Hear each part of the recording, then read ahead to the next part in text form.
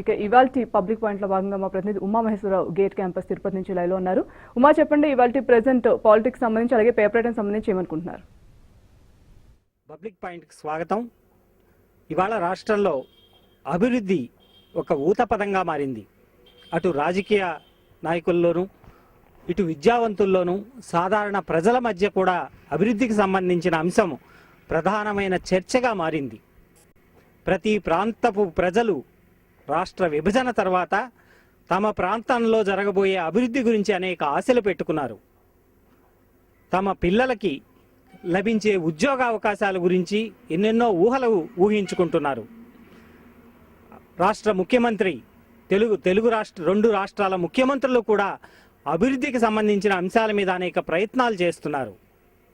అయితే ఈ ప్రయత్నాల్లో భాగంగా అనేక పరిశ్రమల్ని ఆహ్వానిస్తున్నారు.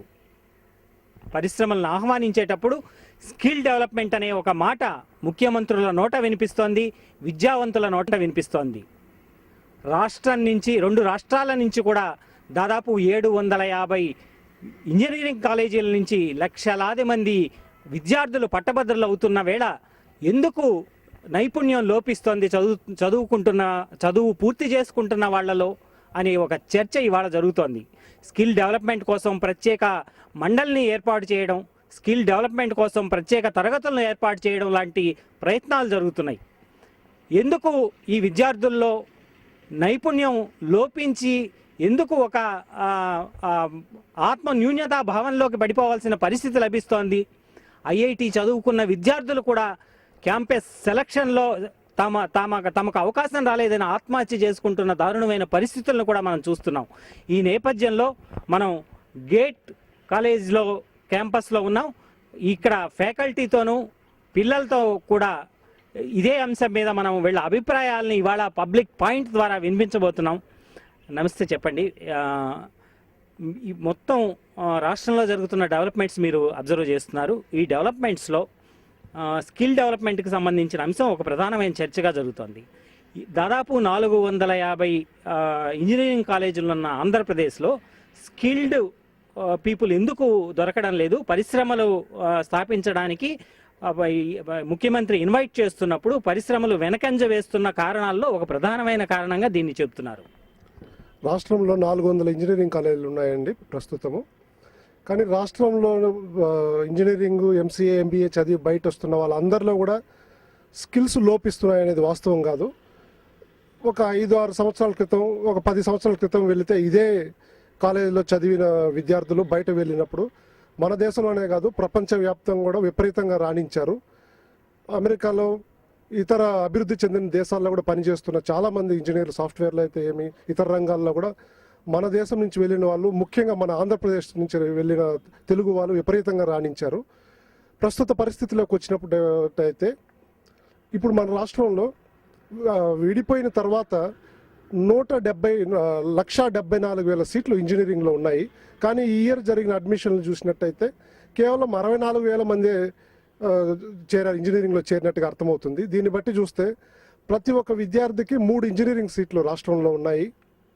3 ఇంజనీరింగ్ కాలేజీలో ఉన్నటువంటి స్ట్రెంత్ ఒక ఇంజనీరింగ్ కాలేజీలోనే ఉంటుంది.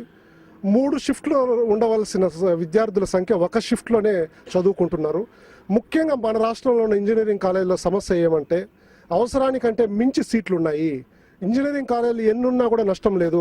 కానీ ఒక ఇంజనీరింగ్ కాలేజీలో 420 సీట్లు లేదా 540 సీట్లు మాత్రమే అక్రెడిషన్ ఉండాలి. అటువంటి పరిస్థితుల్లో ఒక్కొక్క ఇంజనీరింగ్ కాలేజీలో 1,200 సీట్లు ఉన్నాయి. మనం నాణ్యత ప్రమాణాలకి ప్రత్యేకంగా చెప్పుకునే ఐఐటీలో కూడా ఒక ఈసీఈ బ్రాంచ్ తీసుకుంటే కొత్త ఐఐటీలో 30 సీట్లు ఉంటాయి, పాత ఐఐటీలో ఒక 100 సీట్లు ఉంటాయి. కానీ మన రాష్ట్రంలో ఉండే ఇంజనీరింగ్ కాలేజీలో చూసినామంటే ఒక ఈసీఈ బ్రాంచ్లో 300 సీట్లు ఉండడం అనేది ఏ విధంగా కూడా ఈ రాష్ట్ర అభివృద్ధికి కాక్షించదు. మన రాష్ట్రంలో మన దేశంలో ఉన్న ఫర్ ఎగ్జాంపుల్ కంప్యూటర్ సైన్స్ లాంటి కోర్సుల్లో, ఈసీఈ లాంటి కోర్సుల్లో పిహెచ్డీలు చాలా తక్కువ మంది ఉంటారు. కానీ మనకున్న సీట్లు మాత్రం లక్షల్లో సీట్లు ఉన్నాయి. ఇంత తక్కువ మంది పిహెచ్డీలు ఉన్నప్పుడు ప్రొఫెసర్లుగా మనం తీసుకునే అవకాశాలు చాలా తక్కువ. జేఎన్టీయూ లాంటి మన రాష్ట్రంలో 2 జేఎన్టీయూలు ఉన్నాయి. 2 జేఎన్టీయూల్లో కూడా ఇన్ని సీట్లు లేవు. అంటే ప్రైవేట్ కాలేజీల్లో మాత్రమే ఎందుకు ఎక్కువ సీట్లు ఉన్నాయి, జేఎన్టీలో తక్కువ? నిజానికి అనుమతులు ఇచ్చే అవకాశం ఉన్న సంస్థలవి ఎందుకని తక్కువ ఉన్నాయి? ఒకటండి, ఇప్పుడు మనం అందరూ కూడా స్కిల్ డెవలప్మెంట్ గురించి మాట్లాడుతున్నాము. 2 రాష్ట్రాలు కూడా డెవలప్మెంట్ గురించి మాట్లాడుతున్నారు. ఇక్కడ డెవలప్మెంట్ అని బయట దేశాల నుంచి అవ్వచ్చు, రాష్ట్రాల నుంచి అవ్వచ్చు, కంపెనీలు పిలిచే ముందు ఇక్కడ స్కిల్స్ ఎలా ఉన్నాయనే అనాలిసిస్ చేయాలండి government first of all. So ఎందుకు స్కిల్స్ డెవలప్మెంట్ లేదు అంటే మన ఆనంద్ గారు అన్నట్టుగా సో సీట్స్ పరిమితి అనేది లేకుండా పోయింది. సో మనం అంటూ ఉంటాం చిన్నప్పుడు, అంటే డిమాండ్ బట్టే సప్లై ఉండాలి అని. సో ఇక్కడ ఉన్న రిసోర్సెస్ కన్నా కూడా ఎక్కువ రిసోర్సెస్ అయిపోయి పిల్లలకు విపరీతమైన ఆప్షన్స్ వచ్చాయి. సో అలా రావడం వల్ల ఏదంటే క్వాలిటీ అనేది తగ్గుతుంది.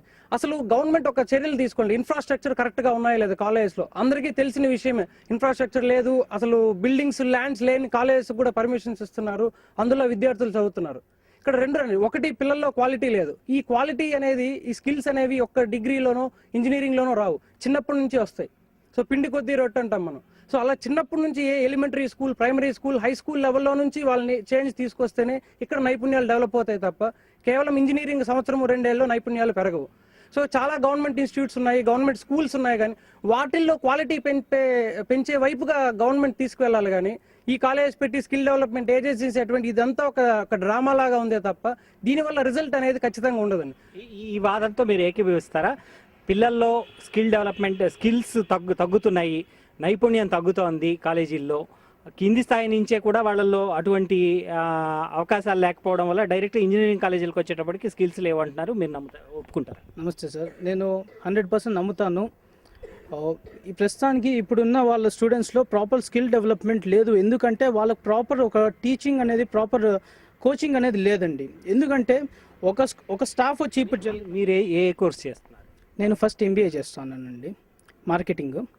సో ఇప్పుడు ఎగ్జాంపుల్ ఏంటంటే, ఒక స్టాఫ్ వచ్చి 300 మందికి ఒకేసారి చెప్తా ఉన్నారు క్లాసు. 300 మందికి ఒకేసారి చెప్పాలంటే ఆయనకి అంత అనుభవం ఉండకపోవచ్చు. ఆ 300 మందిని కొంచెం 60 భాగం అలా డివైడ్ చేస్తే ఇంకో నలుగురు బాగా ఎఫెక్టివ్ క్యాండిడేట్స్, బాగా స్టాఫ్ కానీ షేర్ చేసుకుంటారు నాలెడ్జ్ అనేది. ఇంకో 4 మాటలు ఎక్కువ చెప్తారనమాట, బాగా ఎఫెక్టివ్గా చెప్తారు. దానివల్ల స్టూడెంట్స్ ఏమంటారంటే టెక్నాలజీ పరంగా, కమ్యూనికేషన్స్ పరంగా బాగా డెవలప్ అవుతారు. డెవలప్ అయినప్పుడు మనకి ఎఫెక్టివ్ రిజల్ట్స్ అనేది వస్తుంది అనమాట. అంటే సీట్ల సంఖ్య పరిమితంగా ఉండాలి అనేది మీరు ఒప్పుకుంటారా? తక్కువ సీట్లే ఉండాలి, పరిమితమైన సంఖ్యలోనే సీట్లు ఉన్నప్పుడే సాధ్యమవుతుంది నాణ్యమైన చదువు అనే దాన్ని యాక్సెప్ట్ చేస్తారు? ఖచ్చితంగా సీట్లు అనేది తక్కువ ఉంటే మాత్రమే దాని యొక్క విలువ అనేది ఖచ్చితంగా మనకు తెలుస్తుంది. ఫస్ట్ AITC ఒక సంవత్సరం అనేది మన అందరూ తెలుసు. ఇది ఎటువంటి పరిగణనలో తీసుకొని అన్ని సీట్లు ఇస్తుందో నాకైతే అర్థం కావడం లేదు. సో ఫస్ట్ మనం అసలు ఆన్లైన్ ఇదైపోయింది. ఇప్పుడు ఏ ఒక్కరు డైరెక్ట్గా వెళ్ళి ఇక్కడ తీసుకొని సీట్ల కోసం రావడం లేదన్నమాట. ఆన్లైన్లో చేసినారంటే వందల వేల కోట్లు పెట్టేసి కాలేజీలు కట్టేయడము, దాంట్లో ఆన్లైన్ ద్వారా వాళ్ళు ఏం చేస్తున్నారో ఏమీ అర్థం కావడం అనమాట. ఒక స్టాఫ్ని ఒక 10 మందిని రిక్రూట్ చేస్తారు. తో పిల్లలు అనే వాళ్ళు అక్కడికి వెళ్ళి ఎన్ని సీట్లు, ఒక మామూలుగా సార్ చెప్పినట్లు ఒకరికి 3 సీట్లు అనమాట. వాళ్ళు ఎక్కడైనా చేరొచ్చు, వాళ్ళకి ఆప్షన్ ఎక్కువ అయిపోయింది. సో అప్పుడు ఎడ్యుకేషన్ క్వాలిటీ అనేది ఖచ్చితంగా తగ్గిపోతుంది నా అభిప్రాయం. అంటే విపరీతమైన జనాభా ఉన్న దేశం మంది ఇప్పుడు చదువుకుంటున్న వర్గాలు కూడా కింది సెక్షన్ల నుంచి, పేద వర్గాల నుంచి చదువుకుంటున్న వాళ్ళు పెరుగుతున్నారు. ఇందులో సీట్లు ఎక్కువ ఉండడం వల్ల ఎక్కువ మంది చదువుకునే అవకాశం లేదా? ఒక కాలేజ్లో లిమిటెడ్ సీట్స్ అనేది ఉంటుంది. ఆ సీట్స్ని మించి ఒక కాలేజ్లో చాలా మందికి సీట్స్ అనేది ఇస్తూ ఉన్నారు. దానివల్ల కొత్తగా కట్టే కాలేజెస్లో సీట్స్ రిజర్వ్ అవ్వవు. పాత కాలేజెస్లో ఇంత లిమిటెడ్గా అనే వాళ్ళకి కొంతమందికి ఇచ్చి, కొత్తగా కట్టే కాలేజ్ వాళ్ళకి ఇంకా కొన్ని సీట్స్ అని ఇచ్చి తగినంత మంది ఫ్యాకల్టీని పెట్టి ఎడ్యుకేషన్ అనేది ఇస్తే ఆటోమేటిక్గా వాళ్ళ స్కిల్స్ అనేది బాగా డెవలప్ అవుతుంది. మీరు చెప్పండి, ఏ రకమైన మీ సజెషన్ ఏంటి? ఈ మొత్తం పరిస్థితి చూస్తే పిల్లలు కూడా అదే రకమైన అభిప్రాయం వ్యక్తం చేస్తున్నారు. అంటే నాణ్యత లేని కాలేజీలకి ఎక్కువ సీట్లు ఇవ్వడం వల్ల లోపం ఉంది అంటున్నారు. మీకేమనిపిస్తుంది? మీరు ఏం సజెస్ట్ చేస్తారు గవర్నమెంట్? ఈరోజు ప్రతి న్యూస్ పేపర్ మెయిన్ షీట్లో చూసారంటే భారత ప్రధాని నరేంద్ర మోడీ గారు ఒక స్వయాన తన చేతులతో చీపురు బట్టి స్వచ్ఛ భారత్ కార్యక్రమాన్ని మరింత విస్తృతంగా ప్రజల్లోకి తీసుకెళ్లాలని చెప్పి ఒక ప్రమోషన్ వర్క్లో కీలక పాత్ర వహిస్తున్నారు. అలానే భారతదేశం మొత్తం మీద, ముఖ్యంగా ఆంధ్రప్రదేశ్లో ఈ ఇంజనీరింగ్ కాలేజెస్ని శుభ్రత, పరిశుభ్రత, భద్రత, పరిరక్షణ చేయాల్సిన అవసరం ఎంతైనా ఉంది. దీనికి ముఖ్యంగా ఏంటంటే మీరు అన్నట్టు JNTU, అనంతపూర్ కావచ్చు, కాకినాడ కావచ్చు, వాళ్ళ నియమ నిబంధనల ప్రకారం ఒక కోర్సులో పరిమితమైన సీట్లతోనే వాళ్ళ యూనివర్సిటీ కాలేజెస్ రన్ చేయడం వల్ల కొంత క్వాలిటీ ఎడ్యుకేషన్ వాళ్ళు ఇవ్వగలుగుతున్నారు. అదే యూనివర్సిటీసు ఆ అనుబంధ సంస్థలకి ఒక పర్మిషన్ గ్రాంట్ చేసేటప్పుడు ఇంకో విధంగానో విచ్చలవిడిగా సీట్లు ఇవ్వటం వల్ల సీట్ల సంఖ్య మరింత పెరిగిపోవడం జరిగింది. సో దీనికి ముఖ్యంగా ప్రక్షాళన ఎక్కడ తీసుకురావాలంటే all India council of technical ఎడ్యుకేషన్లో మరి వాళ్ళు ఎందుకు ఈ విధంగా ఇంజనీరింగ్ కాలేజెస్ అడిగిన వాళ్ళందరికీ గ్రాంట్ చేస్తున్నారు, ఎందుకు ఒక్కొక్క కాలేజ్కి ఒక్కొక్క క్యాంపస్లో 3 కాలేజీలు రన్ చేస్తున్నారు, ఒక్కొక్క కోర్సులో 500-600 సీట్లు ఇస్తున్నారు, 4-5 కాలేజీల్లో ఉండాల్సిన సీట్లు ఒక కాలేజీలో నిండడం వల్ల మిగతా కాలేజెస్ చాలా అన్యాయంగా సీట్లు ఫిల్అప్ కాకపోవడం వల్ల ఆ పర్టికులర్ కాలేజ్ యాజమాన్యం కోట్లాది రూపాయలు వెచ్చించే భవనాలు నిర్మించడం వలన, అలానే ఆ కాలేజీలో విద్యార్థులు చేరకపోవడం వల్ల సరైన అధ్యాపకులు పెట్టుకొని క్వాలిటీ ఎడ్యుకేషన్ ఇవ్వడానికి కూడా ఆ మేనేజ్మెంట్స్ ఇబ్బంది పడటం ఈరోజు మనం చూస్తున్నాము. అయితే మనం ఇటువంటి పరిస్థితుల్లో కూడా కొత్త కాలేజీలు పుట్టుకొస్తూనే ఉన్నాయి, కొత్త కాలేజీలు పెట్టడానికి కూడా ఉత్సాహం చూపిస్తున్నారు. మరి ఏ రకమైన ఆదాయ ఇంజనీరింగ్ కాలేజీ కానీ లేదు ఒక విద్యా సంస్థ స్థాపించడం అనేది ఒక ఆదాయ వనరుగా మారడం వల్ల మాత్రమే ఉత్సాహం కూడా చూపిస్తున్నారు.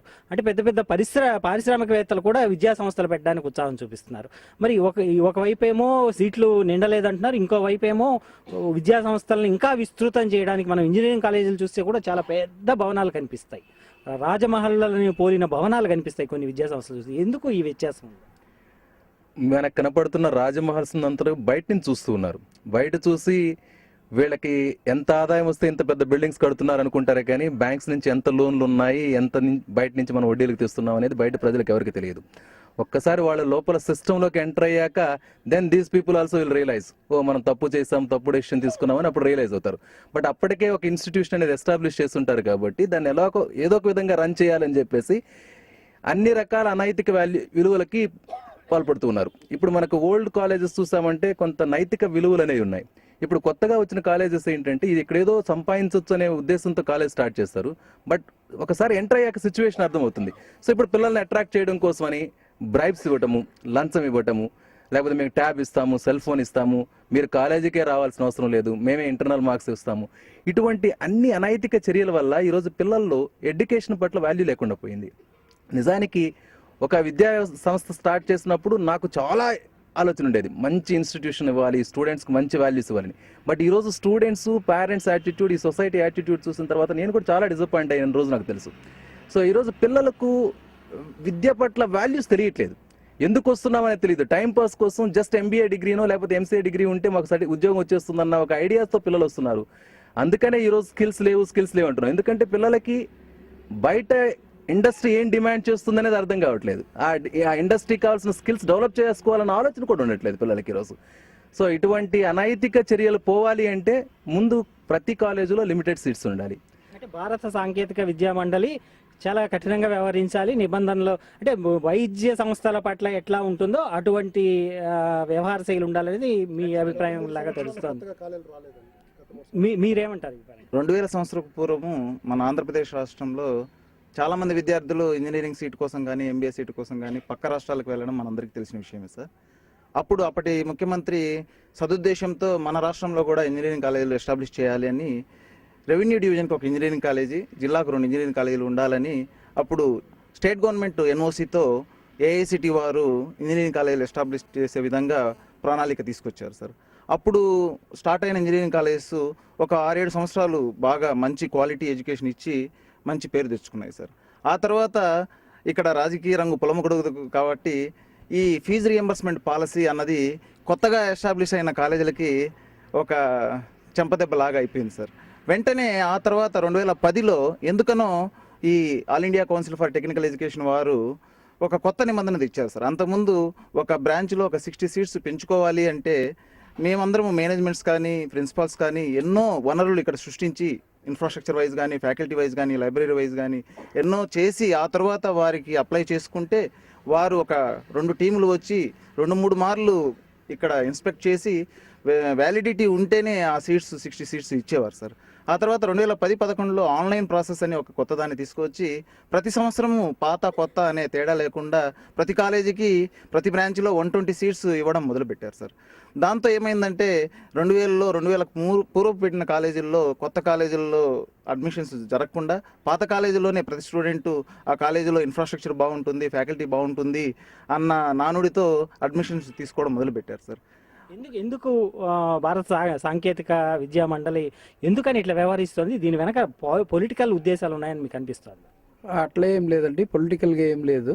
But basically they have formed this thing to make free of the seats and make the level playing. But this is not correct. అది definitely even Pharmacy Council of India recently have restricted to 100 seats now, which is a very good action which they have taken towards all this. So for the best solution is they have to make it 420, 540, and that will give a very great result for us. And as you said, regarding the skills, development of skills also, only there are minimum students at least. ఇప్పుడు కాలేజీలో ఒక 25 మందో 30 మందో క్లాస్లో ఉంటేనే ఆ స్టూడెంట్కి interest ఉంటుంది, చదివే వాళ్ళకి బాగుంటుంది, పాఠం చెప్పే వాళ్ళకి ఇంట్రెస్ట్ ఉంటుందండి. ఇప్పుడు రూరల్ ఎడ్యుకేషన్ టోటల్ క్రూసిఫై అయిపోతూ ఉంది. అందరూ అర్బన్ వైపు వచ్చేస్తున్నారు. ఎందుకంటే సీట్స్ ఇక్కడే, for example if you take surrounding Tirupati అంటే people are much interested in coming to Tirupati because place is the important, not the college. The student wants to come to Tirupati, that's all, for no other reason. So అట్లా అయ్యేదాని వల్ల ఏమవుతుందంటే rural అంతా మీకు టోటల్గా చుట్టుపక్కల ఇంతకుముందు మనం చెప్పినట్టుగా సీఎం గారు ఇంతకుముందు ఉండేవాళ్ళు అంతా ఈ మండలకు కాలేజ్ ఉండాలా అనేది it is getting defeated and lakhs and crores of rupees are being wasted and a lot of problems are there even for the managements in continuing the education rightly. మీరు ఎక్కడి నుంచి వచ్చారు, ఏం చదువుకుంటున్నారు? నేను అనంతపూర్ డిస్ట్రిక్ట్ నుంచి వచ్చాను సార్. ఏం కోర్స్ చేస్తారు? First MBA. మీకు ఫస్ట్ ఎంబీఏ చేస్తున్నారు. ఈ చదువు పూర్తి అవగానే ఉద్యోగం వస్తుందనే నమ్మకం మీకు కలుగుతుందా? నమ్మకం అనేది అంటే స్కిల్స్ ఉంటే అనేది కలుగుతుంది, స్కిల్స్ లేదంటే కలగదు. మీకు మీ చదువులో స్కిల్స్ లభిస్తున్నట్టుగా మీకు ఒక సంతృప్తి కలుగుతుంది? నాకైతే ఇప్పటికైతే లభిస్తుంది సార్. మీకేమనిపిస్తుంది? మీరు స్కిల్డ్ పీపుల్ని తయారు చేయగలుగుతున్నామని అనిపిస్తుంది? అంటే ఒకటండి, ఎక్కడైనా ఇప్పుడు ఇంతసేపు మన ఆనంద్ గారు మిగతా వాళ్ళందరూ కూడా మేనేజ్మెంట్ ప్రాబ్లమ్స్ గురించి చెప్పారు, స్టూడెంట్ ఇష్యూస్ గురించి చెప్పారు, అలాగే ఏఐసిటి మిగతా వాటి. నేను ఫ్యాకల్టీ గురించి చెప్పాలనుకుంటున్నాను. ఇప్పుడు మన దేశంలోనే చెప్పాలంటే ఆంధ్రప్రదేశ్లో ఎక్కువ ఇంజనీరింగ్ కాలేజీలు ఉన్నాయనేది అందరికీ తెలిసిన విషయం. ఒక సాఫ్ట్వేర్ ఇండస్ట్రీ తర్వాత అంత ఎక్కువ ఎంప్లాయ్మెంట్ ఆపర్చునిటీ క్రియేట్ చేస్తున్నది ఎడ్యుకేషన్ ఫీల్డ్. సుమారుగా మన స్టేట్లో 1,00,000 మందికి పైగా టీచింగ్ ప్రొఫెషన్లో ఉన్నారండి. ఈరోజు టీచింగ్ ప్రొఫెషన్ ఎంత ఘోరంగా తయారైందని నేను ఒక ఎగ్జాంపుల్ చెప్తాను మీకు. ఇప్పుడు చాలా వరకు ఈ రీఇంబర్స్మెంట్ దీంట్లో ఫండ్స్ రాకపోవడం, ఈ డిలేస్ వల్ల ఏమవుతుందంటే, ఎందుకంటే అన్నిటికీ మెయిన్ మనకు మనీనే. అది రాకపోవడం వల్ల ఏమవుతుందంటే, ఒక కాలేజ్ నేను పేరు చెప్పను, అక్కడ పరిస్థితి ఎలా ఉందంటే ఫ్యాకల్టీని అందరినీ క్యారీలు తెచ్చుకోమంటారండి, శాలరీస్ ఇవ్వట్లేదు, 4-5 మంత్స్గా శాలరీస్ లేవు. మీరు లంచ్ మధ్యాహ్నం ఇక్కడే చేయొచ్చు, ఈవినింగ్ ఇంటికి కూడా నైట్ ఇంటికి కావాల్సిన మీల్స్ కూడా మీరు క్యారియర్ ఇక్కడ నుంచి తీసుకెళ్ళండి అంటున్నారు. అంటే ఇంకెవడైనా ఇదంతా తెలిసిన తర్వాత ఇంకెవడైనా ఈ టీచింగ్ ప్రొఫెషన్కి వస్తారా? అంటే అంత దారుణమైన పరిస్థితి దిగజారిపోవడానికి కారణాలు అనేకం. అంటే ఇక్కడ మనం రాజకీయవేత్తల గురించో లేకపోతే రాజకీయాల గురించో మాట్లాడకూడదు కాబట్టి దీనికి కారణం ఏంటి? ఈ విధంగా ఇంజనీరింగ్ కాలేజీలు ఎకనామిక్గా దెబ్బతినడానికి వెనక ఉన్న కారణాలను తెలుసుకొని, అంటే ఒక వ్యవస్థ నడవాలి అంటే దానికి డబ్బు ఎంతో అవసరం. ఇది ఇన్ టైం అమౌంట్స్ రాకపోవడం వల్ల ఫైనాన్షియల్గా మేనేజ్మెంట్స్ దెబ్బతింటున్నాయి, వాళ్ళకున్న లోన్స్, వాళ్ళ కమిట్మెంట్స్, ఇన్ టైం శాలరీస్ ఇవ్వకపోవడం వల్ల ఫ్యాకల్టీలో కూడా ఒక రకమైన ఈ జాబ్ సెక్యూరిటీ, ఇన్సెక్యూరిటీ ఫీల్ వస్తుంది అనమాట. ప్రతి ఒక్కరు ఏమనుకుంటున్నారంటే ఇంకా ఈ ఫీల్డ్లో మనం కొనసాగుదామా లేదా ఫీల్డ్ మారిపోదామా? ఇప్పుడు నేను 12 yearsగా టీచింగ్లో ఉన్నాను, 10 years ఇండస్ట్రీలో పనిచేస్తానండి. నేను మళ్ళీ ఇండస్ట్రీకి వెళ్ళాలనుకున్నాను, వెళ్ళిపోగలుగుతాను. కానీ టీచింగ్లోనే కంటిన్యూ అయ్యి కావాల్సిన వాళ్ళు లేదా ఇది తప్ప వేరే ఏది చేయని వాళ్ళు ఏం కావాలి? అంటే ఇలా తీసుకుంటే ఇప్పుడు స్టూడెంట్కి సార్ చెప్పినట్టు ఒక క్లాస్లో కనీసం ఒక 30 మందో 40 మందో ఉంటే ఒక టీచర్ కూడా ఒక ఎనర్జీ ఉంటుంది, చెప్పడానికి నేర్చుకోవడానికి కూడా పిల్లలకు ఒక ఇంట్రెస్ట్ ఉంటుంది. 5 మంది 10 మంది ఉన్నా మనం కోర్సు క్లోజ్ చేయలేని పరిస్థితిలో రన్ చేస్తున్న కాలేజీలే చాలా ఎక్కువ ఉన్నాయి. అలా కాకుండా ఈ ఇంబ్యాలెన్సెస్ అన్నీ పోయి అన్ని కాలేజీలకి మినిమం స్ట్రెంగ్త్ ఇప్పుడు వాళ్ళు చెప్పింది కూడా అదే రకమైన సజెషన్ చేశారు. మీరు ఒక యూనివర్సిటీ వైస్ ఛాన్సలర్గా చేశారు. మీరు చెప్పండి సార్, ఇంత అభద్రతా వాతావరణం ఎందుకు ఇటువంటి విద్యా వ్యవస్థలో ఉంది? ఇప్పుడే మనం విన్నాం, స్నేహితులందరూ చెప్పారు, ఒక విచిత్రమైనటువంటి క్లిష్టమైనటువంటి పరిస్థితుల్లో ఇంజనీరింగ్ ఎడ్యుకేషన్ ఉన్నది ఆంధ్రప్రదేశ్లో. కారణం ఏమిటంటే ముందు వెనుకలు చూడకుండా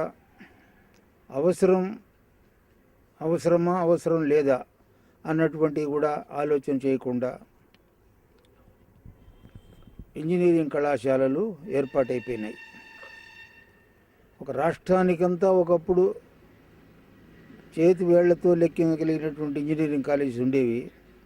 ఇప్పుడు ఒక ఊళ్ళోనే 10 ఇంజనీరింగ్ కాలేజీలు ఉన్నాయి. ఇప్పుడే అన్నారు మిత్రులు, ఒక క్లాస్లో 5 మంది 10 మంది స్ట్రెంగ్త్ ఉంటే టీచర్కు స్ఫూర్తి ఉండదు చెప్పడానికి. స్టూడెంట్స్లో ఒక అభద్రతా భావం, ఇది పనికిరాని కాలేజీలో మనం పోయి చిక్కున్నామే, ఇక్కడ మన భవిష్యత్తు ఎలా ఉంటుంది.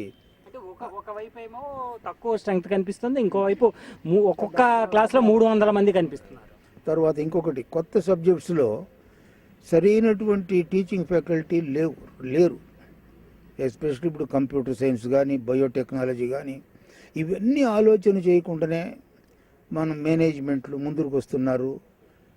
ఏఐసిటి వాళ్ళు పర్మిషన్ ఇచ్చేస్తున్నారు. ఒక కళాశాలలో ఇంతమంది ఈ ఫలానా తరగతిలో ఇంతమంది కంటే ఎక్కువ ఉండకూడదు అన్నటువంటి సీలింగ్ లేదు. మరి ఎందుకు సీలింగ్ లేకుండా పోయింది? దానికి ఎవరు కారణము? ఒక్క మామూలు BA BSc కాలేజీల్లో 60 సీట్లు ఇచ్చిన తర్వాత 61వ క్యాండిడేట్ని చేర్చుకోవాలంటే పెద్ద తతంగం ఉంది. దానికి చేర్చుకోవడానికి వీలు లేదు, ఎక్స్ట్రా సీటు. అంత మామూలు కోర్సులకే ఇన్ని నిబంధనలు ఉంటే ఒక టెక్నికల్ కోర్సు, ఒక ప్రొఫెషనల్ కోర్సు ఇది. దీనివల్ల దేశం బాగుపడాలి, స్కిల్డ్ మ్యాన్ ఫోర్స్ మనం ఉత్పత్తి చేయాలి. దీనంతా ఆలోచన చేయకుండా ఒకే క్యాంపస్లో 3 కాలేజీలు ఇంత మునుపు చెప్పారు. ఉమెన్స్ కాలేజ్ ఒకటి, ఇంజనీరింగ్ కాలేజీ, మెన్స్ కాలేజ్ ఒకటి, రూరల్ ఇంజనీరింగ్ కాలేజ్ ఒకటి, 3 కాలేజీలు ఒకటే క్యాంపస్లో ఇంజనీరింగ్ కాలేజ్. ఆర్ట్స్ కాలేజీలు కూడా లేవు. ఒకటే క్యాంపస్లో 2 ఆర్ట్స్ కాలేజీలు ఎక్కడైనా ఉందా? నాకు తెలిసినంత వరకు 2 ఆర్ట్స్ కాలేజీలు ఒకే క్యాంపస్లో లేదు. అటువంటి నేపథ్యంలో ఉన్నట్టుండి ఎక్కడ దారి తప్పిందో మీరు చెప్పాలి. ఫీల్డ్లో ఉండేటువంటి వాళ్ళు ఒక బాగా పోతూ ఉండినటువంటి ఒక విద్యా విధానం మా స్టేట్లో ప్రత్యేకించి ఒక్కసారిగా దారి తప్పిపోయింది.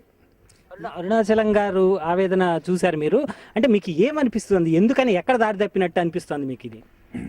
అరుణాచలం గారి ఆవేదనతో నేను ఏకీభవిస్తున్నాను సార్. ఎక్కడ దారి తప్పిందంటే ముఖ్యంగా ఏఐసిటి నిబంధనలు, ఏ నిబంధనలు అయితే ఏఐసిటి రూపొందించిందో ఆ నిబంధనలకే ఏఐసిటి కట్టుబడి ఉండడం లేదు. అక్రిడిషన్ లేనిదే ఎక్స్ట్రాగా 60 సీట్స్ ఇవ్వబడవు అనేటువంటి ఒక నిబంధన ముందుండింది.